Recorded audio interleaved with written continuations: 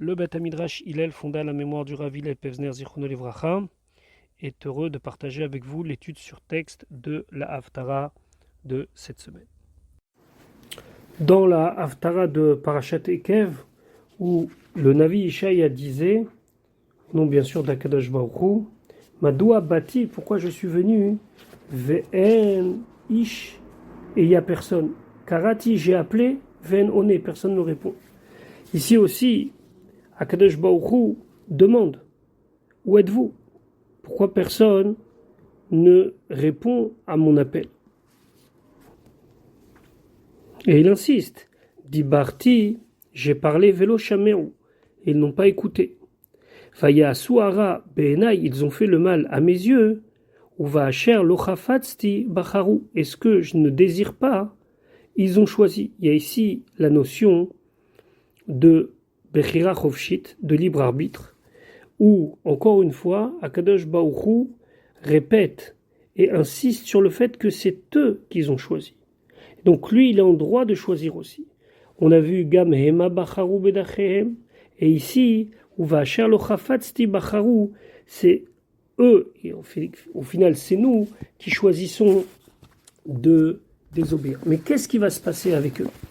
Alors dans le pasuk, Shimu Dvar Hashem, écoutez la parole de Dieu, ceux qui sont dans la catégorie de Acharedim El Devaro, ceux qui accomplissent avec zèle, ceux qui sont des craignants de la parole d'Akadosh Baruch Hu. Akadosh Baruch Hu, ici, par le Navi, nous prévient d'un piège. Ce piège, ce sont des gens qui vont venir dénigrer notre manière de nous attacher à Akadosh Baruch Hu. Amrou Achechem, diront vos frères. Selon la lecture la plus simple du passouk, on parle de gens qui font partie du Ham Israël, mais qui en vérité n'accomplissent pas la parole d'Akadosh Baruch Hu. Ils vont avoir une certaine pratique. Cette pratique n'est pas au niveau de ce que Hachem il attend. Au contraire, c'est des fois, comme on l'a vu précédemment, une abomination à ses yeux. Et c'est pour ça qu'il dit ceux qui sont comme vos frères, en vérité, c'est son echem, menadechem. Ce sont vos ennemis, ce sont ceux qui vous mettent à l'index, qui vous mettent de côté, qui vous isolent et qui viennent prétendre que tout ce que vous faites n'a aucun sens. Et qu'est-ce qu'ils disent? Les ma'an shemi, c'est pour mon nom, yirbad Hashem, que Hashem va s'honorer. Ça veut dire, grâce à notre pratique, cette pratique qui, je vous rappelle, est abominable aux yeux d'Akadosh Baruch Hu, c'est par cela qu'Akadosh Baruch Hu, il est grandi et pas par vous. Nous, nos actions sont bien aux yeux d'Akadosh Baruch Hu, mais pas vous. Comment est-ce possible? Ici, on a un phénomène que Ishaïa a décrit à l'époque, mais qui est valable encore aujourd'hui. Aujourd'hui, les personnes qui sont Charedim El Devaro, ceux qui craignent la parole d'Akadosh Baruch Hu et qui ont une pratique qui est la plus proche de ce que Akadosh Baruch Hu attend, sont souvent mis à l'index par des gens qui eux aussi pratiquent un certain niveau, encore une fois, de religiosité, et qui n'hésitent pas à dénigrer ceux qui ont une pratique plus rigoureuse, en disant non, vous savez, Akadosh Baruch Hu, c'est de nous qu'il est content et plus de vous.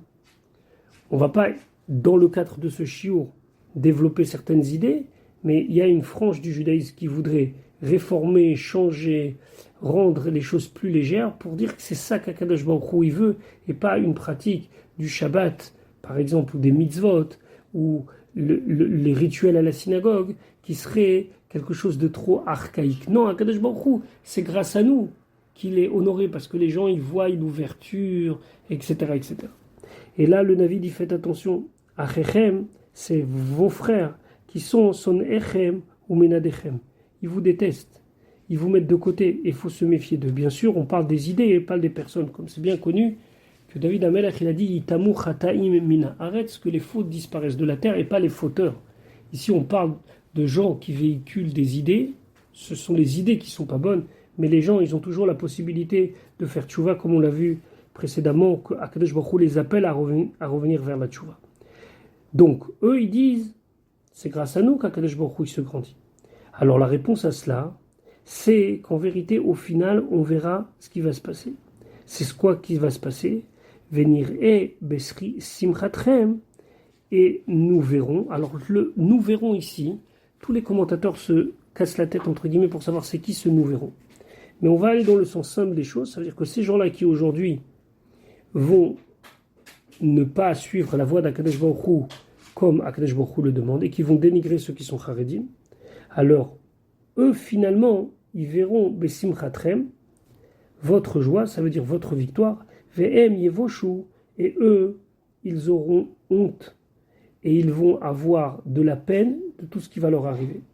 Donc finalement leur récompense ce sera de voir que ceux qui les ont dénigrés vont voir que leurs ennemis, entre guillemets, avaient raison. Ça veut dire les Haredim avaient raison.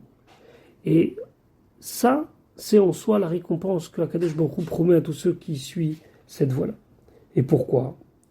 Kol, la voix, ce bruit de Sha'on Meir. Sha'on, ici, ça veut dire le bruit mauvais qui vient de la ville. Et ici, la ville, ça désigne Yerushalayim. Kol Me'echal, la voix, le bruit qui vient du Echal du Beth Amikdash. Kol Hashem Meshalem Gemul Leoivav, parce qu'au final, c'est le bruit, le son de la vengeance d'Akadosh Baruch Hu, la vengeance entre guillemets, c'est-à-dire qu'Akadosh Baruch Hu va rendre à ceux qui lui ont fait du mal, et ceux qui ont cherché la dissension dans le peuple juif. Alors Akadosh Baruch Hu viendra et d'une manière réelle, à tel point qu'on dit que ça fera du bruit, dans le sens que ce sera quelque chose de révolutionnaire. On verra la chute de ces idées-là et la grandeur des idées de ceux qui ont suivi la voie d'Akadosh Baruch Hu. Jusqu'à là, c'était les remontrances de Ishaïa. À partir du Pasuk Zayin, on va voir la description du retour à Sion. Je vous souhaite une bonne journée et Be'ezrat Hashem, on se retrouve très bientôt pour la suite de l'étude de notre Haftarah. Bonjour et Boker Tov, nous allons étudier aujourd'hui la première partie de la Haftarah qui est habituellement lue lorsque Shabbat tombe Rosh Chodesh. Cette Haftarah est tirée du livre de Ishaïa au chapitre 66, dernier chapitre du livre de Ishaïa, à partir du Pasuk Aleph. Donc, le lien entre le Shabbat et la Haftarah, normalement, se trouve dans la Paracha. Il y a toujours un lien entre la Haftarah et la Paracha, ou bien un lien entre la Haftarah et le temps où cette Haftarah est lue. Ici, le lien est clair puisque la Haftarah se conclura par le sujet de Rosh Chodesh qui sera fêté dans toute sa splendeur lorsque le Beth Amikdash sera reconstruit. Ici donc ce sont les dernières paroles de Ishaïa, dernier chapitre. Ishaïa fait des remontrances à la génération qui devra être celle qui verra la reconstruction et le retour à Sion, qui malgré cela va continuer à mal se comporter. Ça, c'est toujours la première lecture dans son contexte des paroles de Ishaïa. Par contre, il y a une autre lecture qui est une lecture plus actuelle puisque on s'adresse ici à la génération de la Géoula finale et à travers Ishaïa, Kadosh Baruch Hu finalement nous donne le message pour notre génération. Donc nous allons maintenant étudier dans les mots cette Haftarah. Je commence au Pasuk Aleph. Ko Amar Hashem. Ainsi Hashem a dit. Le Navi ici va faire des remontrances en exprimant la parole de Dieu qui lui a dit de dire la chose suivante. Ko Amar Hashem. Ainsi Hashem a dit. Hashamaim Kis'i. Les cieux sont mon trône. Ve'aretz et la terre. Adom Raglai. C'est l'endroit où je repose mes pieds. Ezevait Asher Tivnuli, quelle est la maison que vous allez me construire? Quel est le palais, même le plus grand possible? Ve'eze Makom Menuchati, et où se trouve l'endroit où je pourrai résider en paix? Ici, Akadosh Baruch Hu veut remettre la construction du Beth Amikdash dans son contexte. Si ce n'est qu'une maison qu'Akadosh Baruch Hu il a besoin, alors il n'y a pas de maison suffisante pour lui, puisque son trône, c'est les cieux, et le repose-pied, c'est la terre. Donc qu'est-ce que vous pouvez me construire comme maison? Qu'est-ce que vous pouvez me construire comme palais?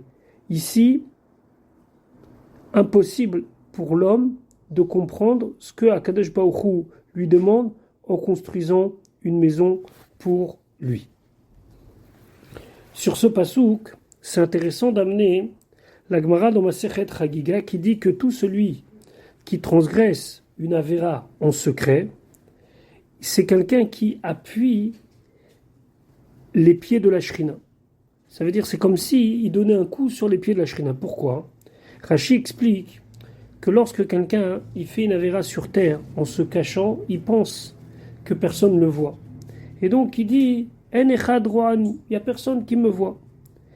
Mais il oublie que Akadosh Baruch Hu, il a dit Va'aret Sadom Raglai, que la terre, c'est l'endroit où il repose ses pieds.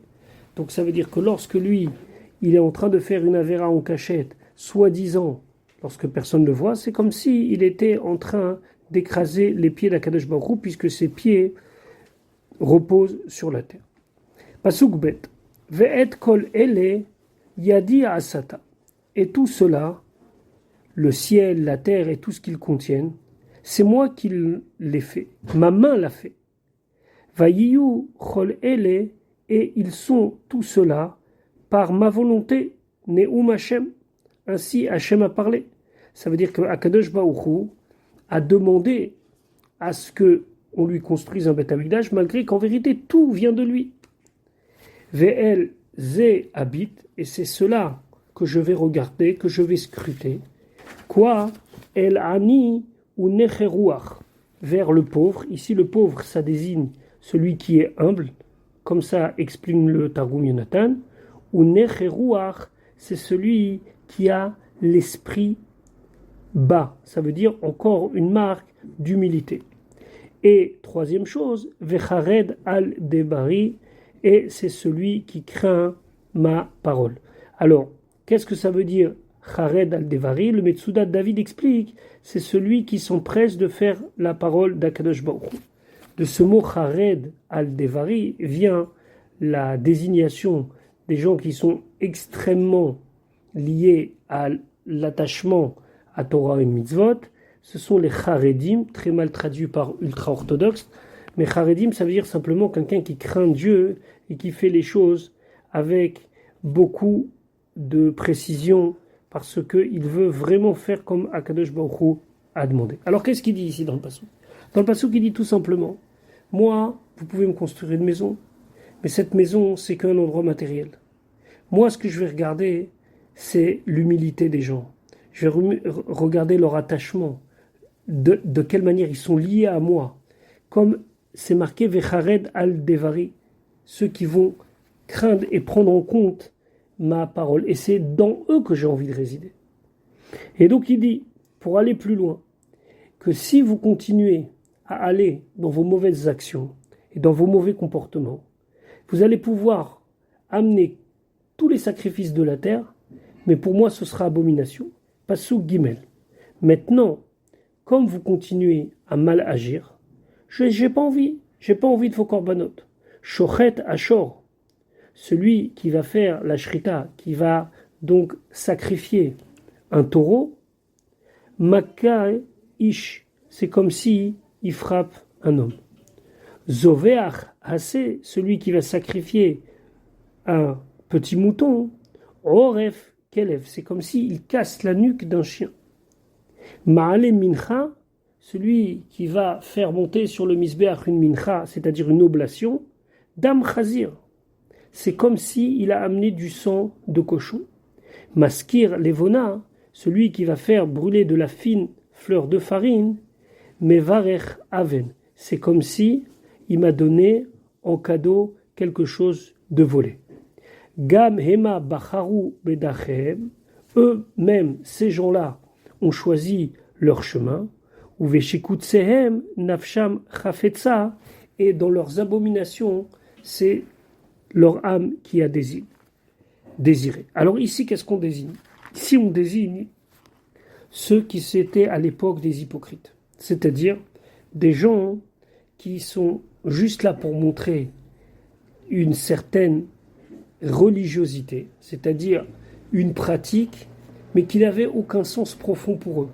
Donc Akadosh Baruch Hu, il dit, moi, vous pouvez me faire tous les sacrifices que vous voulez, mais pour moi, Shochet Hachor, vous allez amener un taureau, qui était quand même un très beau sacrifice, Makeish, c'est comme si vous avez frappé un homme. Zové Achase, c'est comme si vous avez tué un chien. Maale Mincha, c'est comme si vous m'avez amené du sang de Chazir. Ici, c'est très important de comprendre qu'au-delà du service matériel qu'il y avait au Beth Amikdash, il y avait un autre sens, un sens spirituel. Et ce sens-là, pas tout le monde pouvait l'atteindre. Et à l'époque, les gens prenaient la facilité en considérant que c'est l'acte qui est plus important que le travail qui va avec l'acte. Donc il n'y avait pas de kavana, il n'y avait pas d'intention. Les choses, elles étaient faites pour être faites. C'est intéressant ce que le Chida explique. Le Chida explique que c'est un petit peu kabbalistique, un petit peu chassidique comme explication. Il dit qu'en vérité, il faut beaucoup de force pour pouvoir élever les étincelles de Kedusha qui se trouvent parmi les animaux. C'est très compliqué de faire passer ces étincelles de Kedusha du Chai, de l'animal, au Medaber, à l'homme. Lui, il ne dit pas seulement ça pour les korbanot, pour les sacrifices, il dit ça en général. C'est pour ça qu'il y a une phrase dans la Gemara très fameuse qui dit Ama haaretz asur lechol basar. Un ignorant, alors c'est pas dans le sens de ignorant comme aujourd'hui, mais c'était à l'époque des gens qui étaient éloignés par méconnaissance et par volonté de ne pas connaître de Torah Mitzvot. Alors on dit, lui, il ne doit pas manger de la viande. Alors le Chida, il dit, pourquoi il ne doit pas manger de la viande? Parce que élever ce que l'on doit manger comme viande et prendre ces nitzot de Gdusha et les élever, c'est pas donné à tout le monde. Donc le Hamaharet, il ne doit pas manger de viande. La même chose, il explique concernant notre Haftara. Faire un sacrifice, c'est une chose, mais c'est une élévation. Si c'est pas fait avec kavana, avec sincérité, l'élévation ne se fait pas. Donc c'est comme si ils avaient amené du cochon, ou c'est comme s'ils avaient amené du chien. Ça n'a vraiment aucune valeur. Et d'ailleurs, c'est intéressant de voir que on parle ici d'animaux non cachers qui sont le chazir et le kelev, c'est-à-dire le cochon, chazir, et le kelev et le chien, parce que les deux, c'est une sorte d'hypocrisie. Le chazir, lui, il a les sabots fendus, mais il rumine pas. Le kelev, il rumine, mais il n'a pas les sabots fendus. Ici, on désigne les gens qui présentent certains signes de cacheroute, entre guillemets, de valeur morale, mais en vérité, il n'y a rien derrière. Alors, Akadosh Baruch Hu, il dit, je veux pas de vous. Je veux pas de vous, et on n'a pas tellement le temps dans le cadre de notre shiur d'expliquer des concepts qui sont développés par le Abarvanel, où lui, il dit qu'ici, il y a tout le processus de la Géoula, et comment, avant la fin des temps, va se raffiner le monde, à tel point qu'il y aura une distinction entre ceux qui vont être capables d'aller jusqu'au fond de la démarche de la Torah et des mitzvot, c'est-à-dire qu'il y ait un véritablement engagement, et pas seulement un engagement superficiel, mais encore une fois, on n'aura pas le temps de le développer maintenant. Maintenant, le deuxième point important ici, c'est qu'il y a le point de la Bechera Chofshit, du libre arbitre. Il dit à Kadosh Baruch Hu, Gam Hema Bacharu Bedachem. Eux, ils ont choisi. Comme eux, ils ont choisi, et qu'ils avaient le choix de faire autrement, alors très bien, moi aussi, je vais choisir de faire autrement. Comment? Pasuk Dalet, Gamani Efrar Beta Alulehem. Moi aussi, je vais choisir, je vais vouloir leur faire volontairement, entre guillemets, des malversations, ou Meguratam, est ce que eux, ils craignent. Avilahem, je vais leur amener. Ya'an, par le fait, Karati, que je les ai appelés à revenir vers moi, Ve'en one, et il n'y a personne qui a répondu. C'est une phrase que Ishaïa avait déjà dit dans la Haftara de Ania Sohara, où il avait dit Karati ve'en one. J'ai appelé et personne ne m'a répondu. Dibarti, j'ai parlé, Velo Shameru, et ils n'ont pas écouté.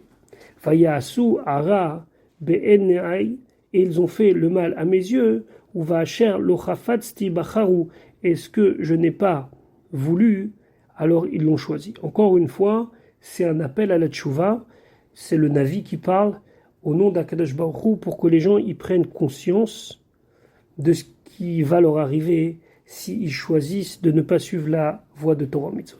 Par contre, dans le Pasuk, Hachem dit Shimu Dvar Hachem, écoutez la parole de Dieu, la parole qui est propagée par Acharedim El Devaro, par ceux qui sont zélés et qui craignent la parole d'Akadosh Baruch Hu. Et voilà ce qu'ils vous préviennent. Et ils vous disent Amrou Achechem, vos frères, les hypocrites dont on parlait avant, Son Echem, qui sont en vérité vos ennemis, Menadechem, et c'est ceux qui vous mettent à l'écart, ils vous disent Leman Shemi Yichabed Hashem. Grâce à mon nom, grâce à ma manière de pratiquer, Hashem est honoré. Ici, on a un dialogue qui date de millénaires, mais qui existe aussi aujourd'hui. La partie des gens qui sont aujourd'hui appelés orthodoxes, c'est-à-dire des gens qui sont scrupuleux dans la pratique de Torah Mitzvot, sont souvent mis à l'écart, sont mis à l'index. On dit, mais eux, ils font pas vraiment la volonté d'Akadosh Baruch Hu. Et des gens qui agissent avec beaucoup moins d'engagement dans Torah Mitzvot, ils disent, les man shemi, c'est grâce à mon nom, c'est-à-dire grâce à ma manière de voir les choses, Irbad Hashem, Hashem va être honoré. Et là, on peut se dire, ceux qui suivent la voie d'Akadosh Baruch Hu, qu'est-ce qu'on va faire contre ça? Alors Hashem il dit, Venira, et